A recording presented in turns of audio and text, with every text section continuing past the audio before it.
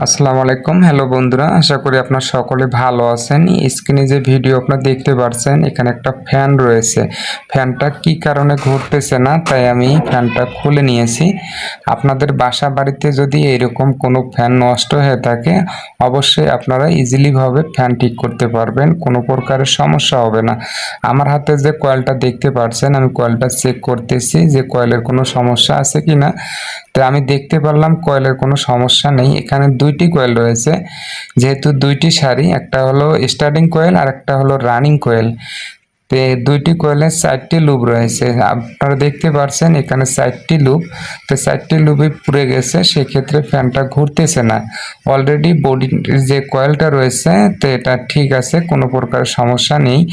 এখন আমি 4টি লুপ যে রয়েছে সুন্দরভাবে কেটে আবার নতুন করে তৈরি করব। আপনারা দেখতে পাচ্ছেন অলরেডি আমি 4টি লুপের যে তারগুলো রয়েছে আমি সুন্দরভাবে খুলে নিয়েছি। এখন আমি নাইফ দিয়ে একটু ছিলে নেব, যাতে করে আমি যখন 4টি তার এখানে কানেকশন করব সুন্দরভাবে যেন কানেকশন হয়। আপনারা এইভাবে কাজগুলো করে নেবেন। আপনারা দেখতে পাচ্ছেন অলরেডি আমি নাইফ দিয়ে উপরের যে লুপগুলো রয়েছে, তো লুপগুলো আমি একটু ঘষে নিচ্ছি, আপনারা এইভাবে ঘষে নেবেন। এখন আমি 4টি তার এখানে প্রবেশ করব। 4টি যে লুপ রয়েছে লুপের সাথে সুন্দর করে পেঁচিয়ে দিব, আপনারা এইভাবে পেঁচিয়ে দিবেন। অলরেডি আমার পেঁচিয়ে দেওয়া শেষের দিকে, এখন আমি তাতাল দিয়ে সোল্ডারিং করব। আপনারা এইভাবে তাতাল দিয়ে সোল্ডারিং করে নেবেন। এখানে যে 4টি লুপ রয়েছে, 4টি লুপের যে মাথার অংশ রয়েছে আপনার সুন্দর করে সোল্ডারিং করে নেবেন। আপনারা দেখতে পাচ্ছেন আমি সোল্ডারিং গুলো করে নিচ্ছি। আপনারা এইভাবে সোল্ডারিং গুলো করবেন, এতে কোনো সমস্যা নেই। আর একটু সতর্কতা অবলম্বন করবেন যখন তাতাল দিয়ে সোল্ডারিং করবেন, যেন কয়েলের মধ্যে যেন কোনো প্রকারের সমস্যা না হয়। একটু সতর্কতাভাবে কাজগুলো করতে হবে। আর আমি যে কাজটা এখন করতেছি, আমার হাতে যে টিপগুলো দেখতে পাচ্ছেন, 4টি তারের মাথায় টিপগুলো প্রবেশ করব, যাতে করে এখানে আমি যেহেতু জয়েন্ট করছি, জয়েন্টগুলো রিমুভ অবস্থায় থাকে। আপনারা এইভাবে কাজগুলো করবেন। আমার লুপগুলো লাগা শেষের দিকে, এখন আমি শেপের ভেতর দিয়ে প্রবেশ করতেছি। আপনারা এখানে যে একটা ছিদ্র দেখতে পাচ্ছেন, এই ছিদ্র দিয়ে লুপগুলো প্রবেশ করবেন। অলরেডি আমার প্রবেশ করার শেষের দিকে, আপনারা দেখতে পাচ্ছেন আমি সুন্দরভাবে প্রবেশ করতেছি। আপনারা এইভাবে কাজগুলো করে নেবেন।